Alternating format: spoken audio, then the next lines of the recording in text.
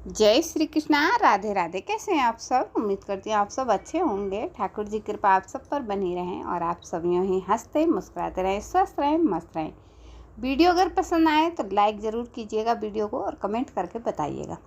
और अगर चैनल पर पहली बार आ रहे हैं तो चैनल को सब्सक्राइब कर लीजिएगा विद बेल आइकन, ताकि आने वाली वीडियो का नोटिफिकेशन समय से आपके पास पहुँच जाए। तो चलिए शुरू करते हैं वीडियो। तो आज की वीडियो में लेकर आई हूँ, श्राद्ध से ही रिलेटेड लेकर आई हूँ। श्राद्ध में ब्राह्मण भोज कराते समय हमें कुछ ऐसे नियम हैं जिनको पालन करना चाहिए। अगर हम उन नियमों का पालन नहीं करते हैं, उन्हें अनदेखी करते हैं, तो हमारे पितृ नाराज हमसे हो सकते हैं। तो चलिए शुरू करते हैं।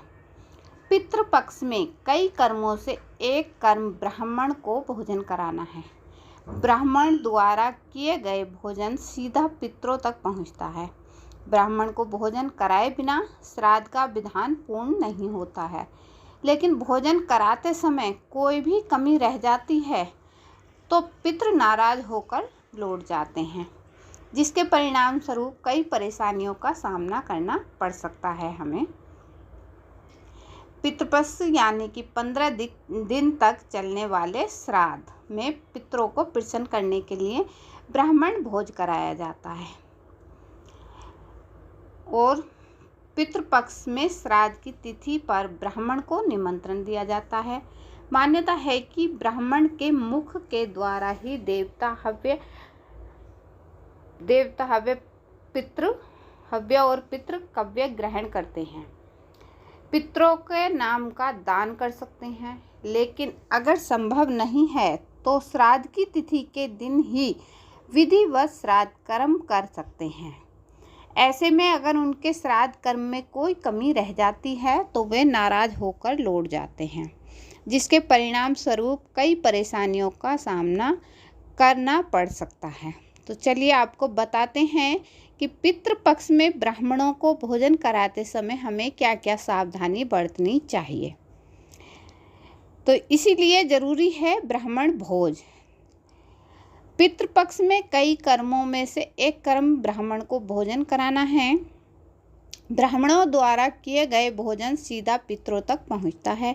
ऐसा करने से पितृ प्रसन्न होते हैं और परिवार की एक रक्षा कवच की तरह सुरक्षा करते हैं। उन्होंने बताया कि ब्राह्मण को भोजन कराए बिना श्राद्ध का विधान पूर्ण नहीं होता है। क्षेत्रीय होने चाहिए ब्राह्मण, यानी कि श्राद्ध भोजन के लिए जिस भी ब्राह्मण को बुलाएं वह क्षेत्रीय होने चाहिए, अर्थात आपके आसपास के ही होने चाहिए। उन्हें निमंत्रण देकर आए, प्रयास करें भोजन में ऐसा भोजन बनाएं जो आपके पितरों को पसंद हो। अगर संभव हो तो उसी तिथि के दिन पितरों के नाम का दान करना चाहिए। ऐसा करने से पितरों की आत्मा को तृप्ति होती है। दोपहर के समय करें श्राद्ध। श्राद्ध करते समय ध्यान रखना चाहिए कि इसके लिए हमेशा दोपहर का समय चुनें, क्योंकि सुबह और शाम देवों के कार्य के लिए होता है और दोपहर का समय पितरों के नाम का माना जाता है।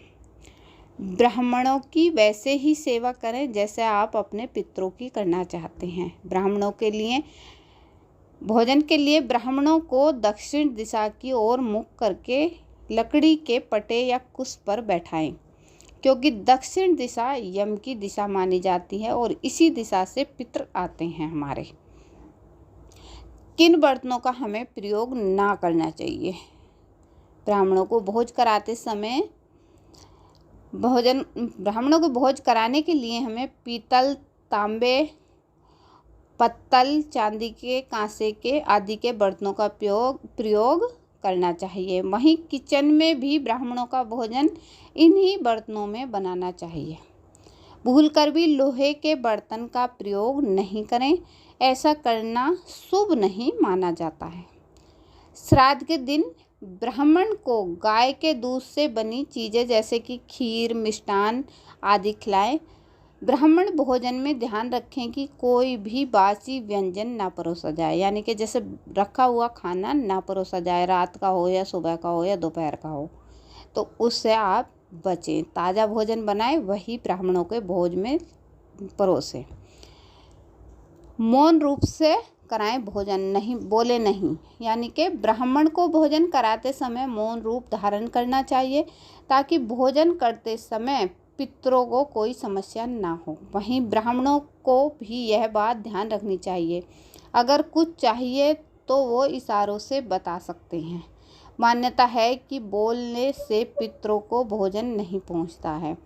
कभी भी ब्राह्मणों से ये न पूछें कि भोजन कैसा है, ऐसा करने से भोजन करने में टोका टाकी रहती है। ये बात अवश्य पूछ लें।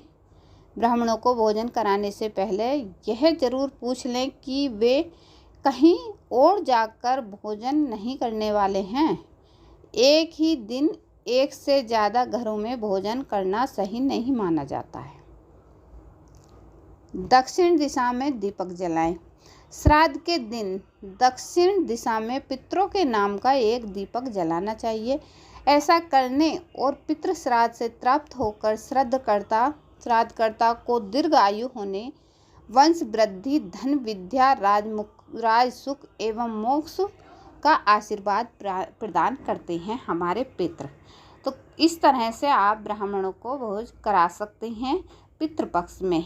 तो अगर यह जानकारी आपको पसंद आई हो तो वीडियो को लाइक कीजिएगा, कमेंट कीजिएगा और ज़्यादा से ज़्यादा शेयर कीजिएगा। मैं मिलती हूँ न्यू वीडियो के साथ। जय श्री कृष्णा, राधे राधे।